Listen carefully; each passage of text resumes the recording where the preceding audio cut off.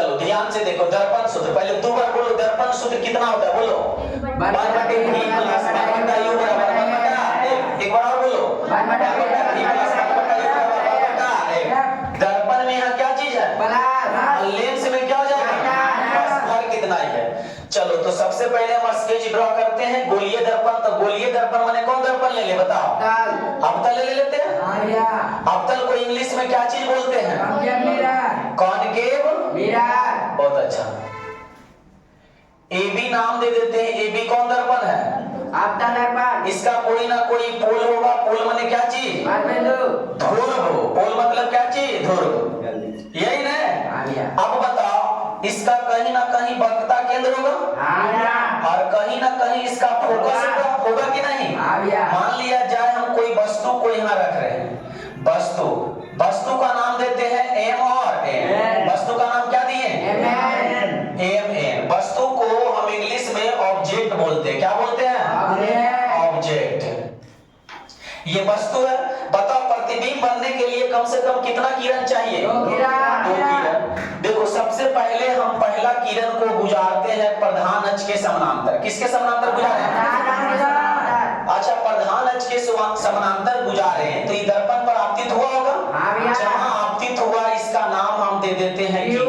क्या नाम दिए, अब बताओ दर्पण है तो दर्पण से परिवर्तन होगा कि नहीं। तो दर्पण से परिवर्तन के बाद ये कहां से लौटता है, फोकस से। बहुत अच्छा, तो इसको हम गुजार दिए कहां से, फोकस से।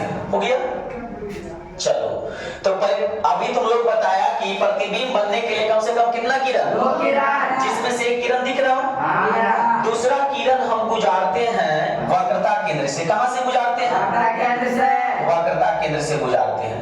तो वक्रता केंद्र से गुजारे, छोटा पड़ गया ये फिगर जी, कोई बात नहीं, इसी को और छोटा कर लेते हैं। बताओ जो किरण वक्रता केंद्र से जाती है उसी रास्ते पर वापस चला गया, कोई दिक्कत। और जहां ये कटा वहीं वस्तु का प्रतिबिंब बनेगा कि नहीं। तो प्रतिबिंब बनेगा तो मूड़ी धन क्या है, एम है ना, ये मूड़ी है इसका, तो मूड़ी धन एम है तो यहाँ क्या लिखेंगे, एम डैश। और गोल धन क्या है, एन, तो क्या लिखेंगे, एन डैश। कोई दिक्कत है। तो बताओ वस्तु का प्रतिबिंब कैसा बना, वास्तविक काल्पनिक कैसा बना, वास्तविक एवं क्या चीज बना कि नहीं। इतना समझ में आया फिगर में। एक बार फिर से देखो, वस्तु को हमने एम एन यहाँ रखा, अब एम एन रखा, एक किरण कहां से चला, प्रधान अक्ष के समानांतर, और दर्पण से परिवर्तन के बाद कहां से लौटा, फोकस से। और दूसरा किरण को हमने कहां से डाला, और कहां से लौट गया, एनी प्रॉब्लम। इसका प्रतिबिंब देखो बना एम डैश एन डैश, कोई दिक्कत। चलो तो ये स्केच सबसे पहले आप लोग कॉपी में लिखेंगे। इससे लिखने से पहले हम तुम लोग को चिन्ह परिपाटी से जो लिखाता है वो पहले बोर्ड पर नोट कर देते हैं। यानी चिन्ह परिपाटी से क्या क्या लिखाएगा जो देखो, चिन्ह परिपाटी। बताओ चिन्ह परिपाटी से तुम लोग क्या जानता है, यानी सभी दूरियां कहां से मापते हैं, ध्रुव से। अच्छा ध्रुव से वस्तु के बीच की दूरी को क्या बोलेंगे, वस्तु की दूरी बोलेंगे कि नहीं। तो हम लिख सकते हैं दर्पण से वस्तु की दूरी, दर्पण से वस्तु की दूरी को क्या लिखेंगे, पीएन लिख सकते हैं। अच्छा तो पीएन वस्तु की दूरी हो गया। इधर वाला सब दूरी क्या होता है, प्लस में कि माइनस में, माइनस में। अब तुम लोग को कल ही बताए थे आवर्धन वाला सूत्र में, बताओ तो यू लिखेंगे कि भी लिखेंगे, यानी दर्पण से वस्तु को दूरी को सूचित किससे करते हैं, अच्छा दर्पण से वस्तु की दूरी तो हो गया, कहीं ना कहीं इसका प्रतिबिंब बना हुआ कि नहीं। तो लिखेंगे दर्पण से, क्या लिखेंगे बोलो, दर्पण से प्रतिबिंब की दूरी। बताओ क्या चीज है, हाँ पीएन डैश बराबर, इसको भी लिखते हैं कि यू, भी लिखेंगे लेकिन प्लस में कि माइनस में, क्योंकि इधर का दूरी सब क्या होता है, इसलिए हमने क्या लिख दिया, यहाँ तक के लिए कोई दिक्कत। हम कुछ और लिखते हैं, देखना हम लिख रहे हैं फोकस दूरी। क्या चीज लिख रहे हैं, फोकस दूरी। इसको सूचित किससे करते हैं, एफ से। तो बता तुम लोग फोकस दूरी, यहाँ फोकस दूरी को क्या लिखेंगे, पीएफ लिखेंगे। तो पीएफ लिखेंगे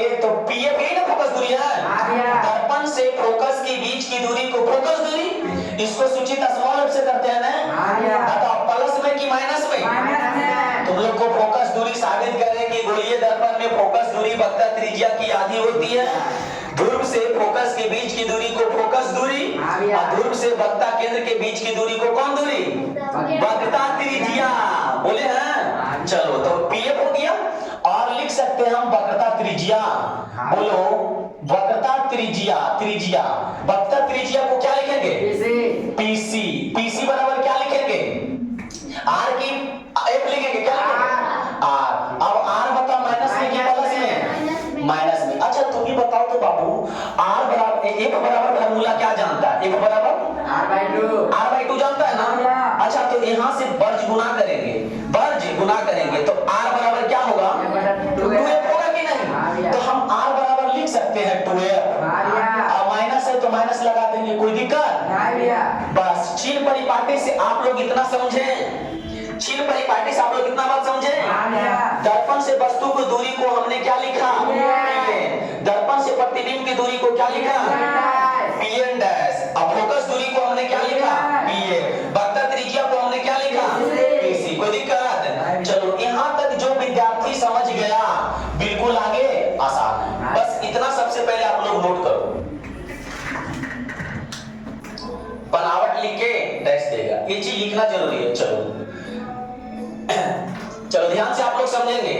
बनावट में सबसे पहले जो हम लोग फिगर में चित्र में किए हैं वही बनावट में लिखना है। अच्छा तुम लोग पहले एक बार बोल देते हैं, उसके बाद दोबारा लिखाएंगे।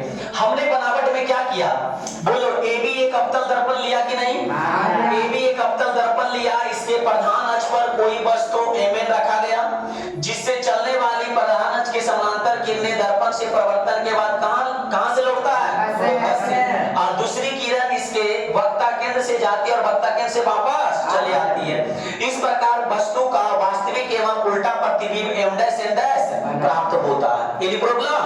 और साथ ही साथ इसमें एगो रचना करेंगे। रचना करेंगे क्या कि Q से QR से क्या चीज? लंब खींचा गया। क्या खींचा गया? लंब। बस हो गया। बनावट में ही लिखेंगे। तो हम बोर्ड पर लिखे कि तुम लोग को लिखा है, लिखा देंगे, ठीक रहेगा ना? चलो तो फिगर नोट कर लिया, क्लियर है यहां तक? चिन्ह परिपाटी अभी नहीं लिखा, लिखना भी नहीं है अभी। बनावट लिखा, उसमें लिखा रहे जो लिखो। माना कि AB एक अवतल दर्पण लिया गया है। एक अवतल दर्पण लिया गया जिसके प्रधान अक्ष पर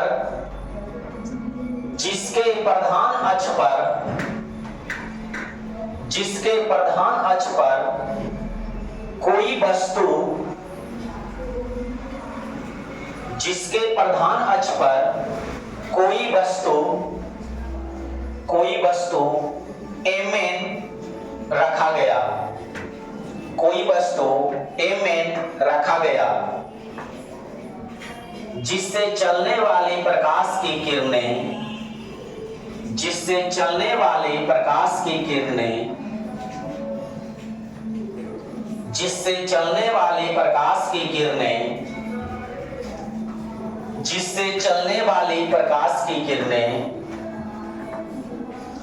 दर्पण से प्रवर्तन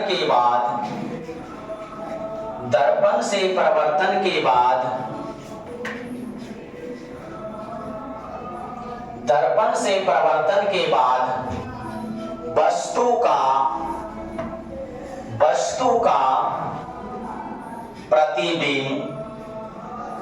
वस्तु का प्रतिबिंब M डैश N डैश बनता है। वस्तु का प्रतिबिंब M डैश N डैश बनता है। साथ ही साथ अभिलंब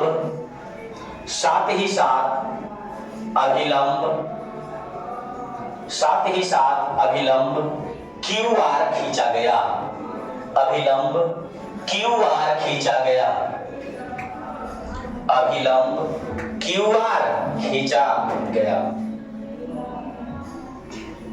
जाएगा। चलिए यहाँ तक नोट कर लिया। बनावट में हमने जो फिगर में किया वही बात कॉपी में लिखा दिया। अब इसके बाद से हम क्रिया करना स्टार्ट, यानी इसको प्रूफ करना स्टार्ट। तो आप लोग यहाँ से लिखना स्टार्ट करेंगे चिन्ह परिपाटी, नोट करेंगे। सबसे बिल्कुल आसान है। यहाँ पे आप लोग को दिख रहा होगा दो त्रिभुज।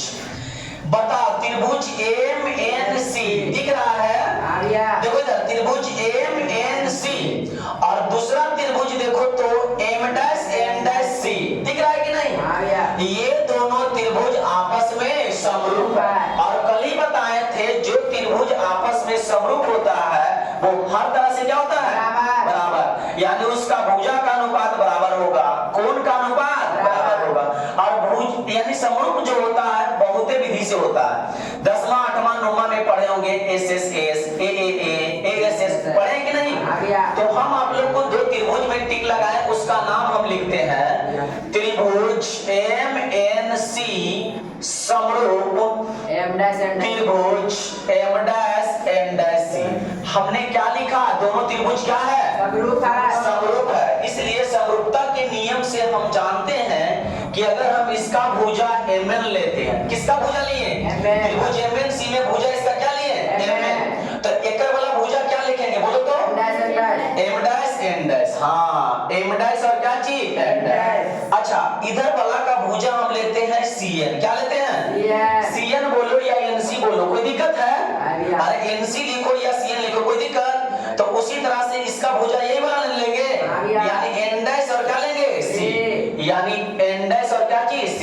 जैसा कि हम अभी बोले कि अगर त्रिभुज समरूप होता है तो हर तरह से क्या होता है? उसका अनुपात बराबर होता है। तो हमने भुजा का अनुपात बराबर किया कि नहीं?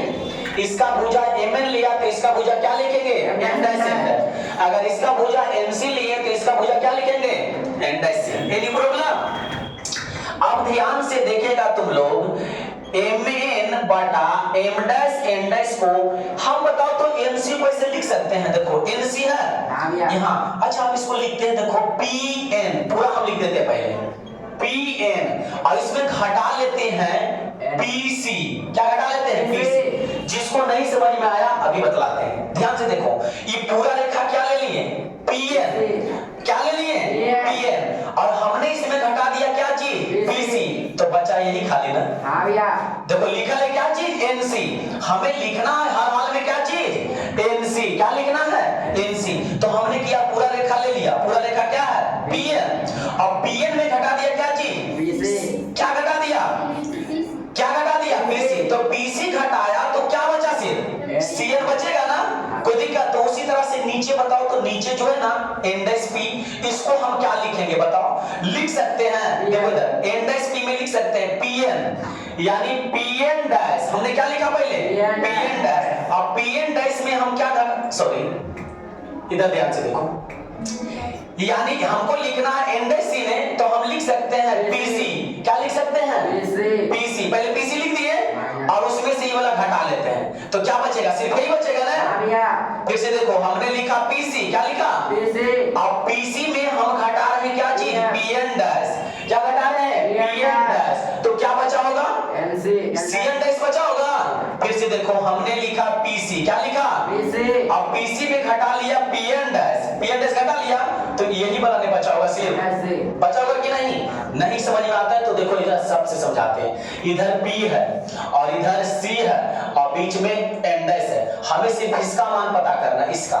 तो हम देखो क्या कर रहे हैं, पूरा अगर मान लिया जाए पूरा की लंबाई 10 है। पूरा की लंबाई कितना मान लिए?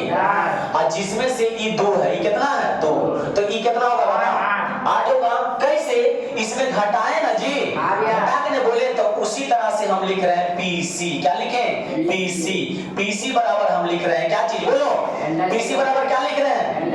यानी PC में अगर हम PN' घटाएंगे तो CN' बचेगा कि नहीं? देखो ध्यान से, अगर हमें CN' लिखना हो तो सबसे पहले पूरा लिख लेंगे। पूरा लिखा गया, अब पूरा में वाला घटा देंगे PN' तो सिर्फ CN' बचेगा। तो वही तो लिखे हो, कोई दिक्कत यहाँ तक? अब बताओ सबका मान रहे बाबू चिन्ह परिपाटी से PN को क्या लिखते हैं? हाँ -U। PC को क्या लिखते हैं? -2m। अच्छा फार्मूला में R कहीं है इसलिए क्या लिखेंगे? तो बोलो PC को लिखेंगे 2f बटा फिर p से नीचे है, p से नीचे है ना, तो माइनस क्या लिखेंगे 2f और माइनस pn डैश को क्या लिखेंगे बोलो, माइनस भी है ना, तो माइनस भी है तो इसलिए क्या लिखेंगे माइनस भी। ये हो गया m n बटा m डैश n डैश।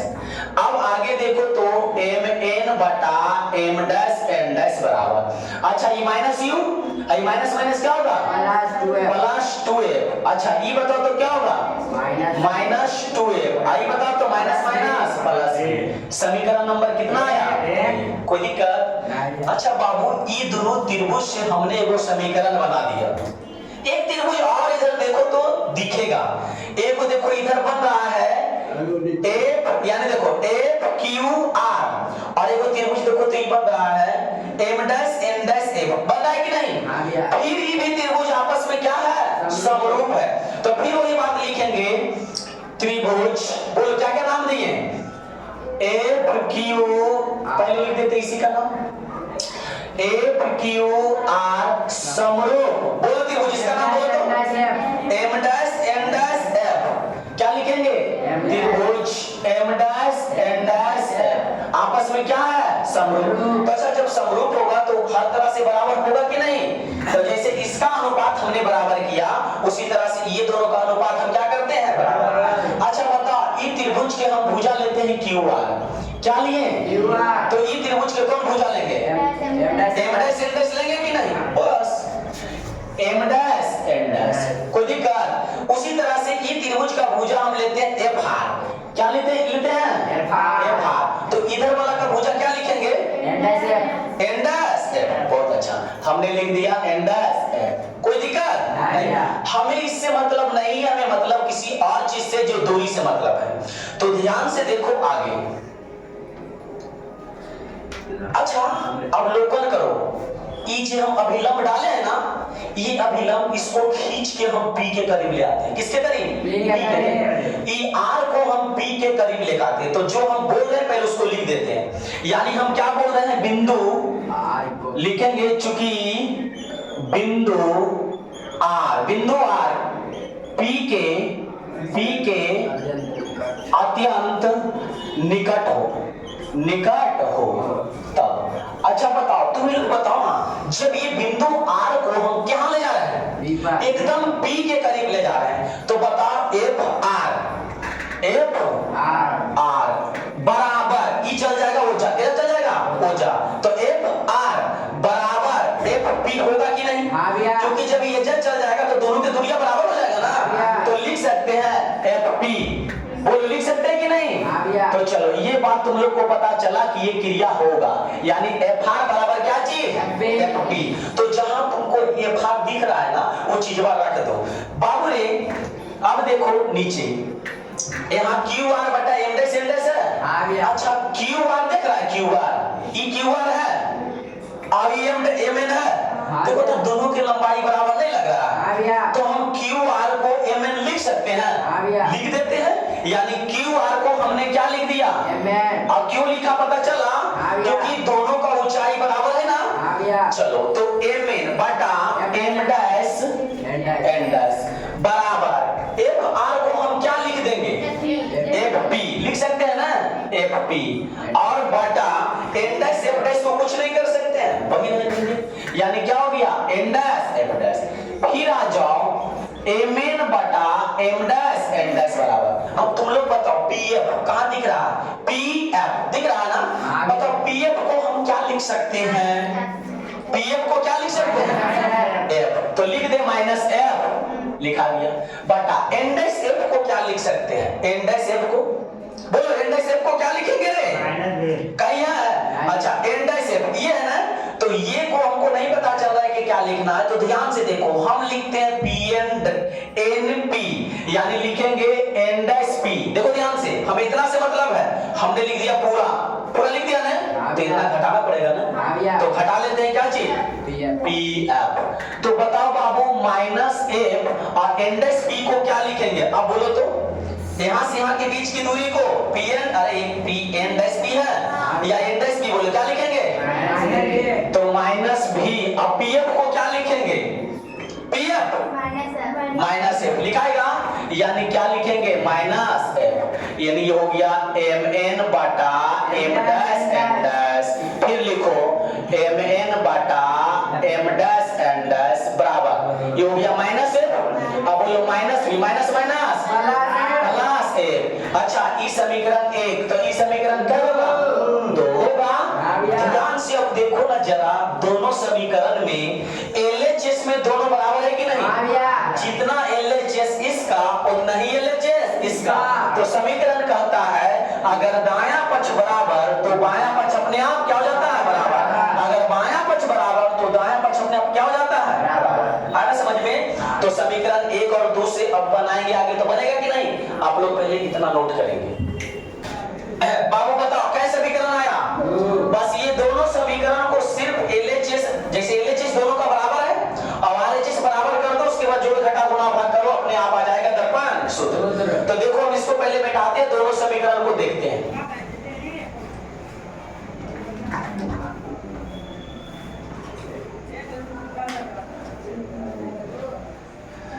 बताओ लिख सकते हैं हम समीकरण एक एवं दो से, समीकरण एक एवं दो से, एक एवं दो से क्या समझ में आ रहा है कि एलएचएस दोनों का क्या है बराबर, तो आरएचएस बराबर हो जाएगा कि नहीं? तो लिखेंगे माइनस यू प्लस 2f बटा माइनस 2f प्लस भी और बराबर क्या चीज बोलो माइनस एफ बटा बोलो माइनस बी प्लस एफ। कोई दिक्कत? अब इसी को वजन गुणा करने आता है जिसको तिरछा तरछी बोलते हैं, ये इसके साथ गुना होगा, यानी u plus 2v into minus v plus क्या चीज f और बराबर ये इसके साथ गुना होगा माइनस f और माइनस 2f प्लस क्या चीज। अब इसको मल्टीप्लाई करो बारी बारी से, ये इसके साथ गुना होगा तो माइनस माइनस प्लस u भी, फिर ये इसके साथ गुना होगा बोलो माइनस क्या आएगा uf होगा कि नहीं? फिर ये इसके साथ गुना करेंगे तो माइनस 2vf, फिर ये इसके साथ गुना होगा प्लस 2f स्क्वायर। बात समझ में आया? आगे देखो, अब ये गुना करेंगे इसके साथ तो minus minus plus 2f square और इसके साथ गुना करेंगे बोलो माइनस vf हो जाएगा। बता 2f स्क्वायर प्लस में 2f स्क्वायर प्लस में प्लस है ना, तो बराबर में यदि प्लस प्लस में रहता है तो कटता है, माइनस माइनस में रहता है तो कटता है। किस चीज में? बराबर में। समझ में आया?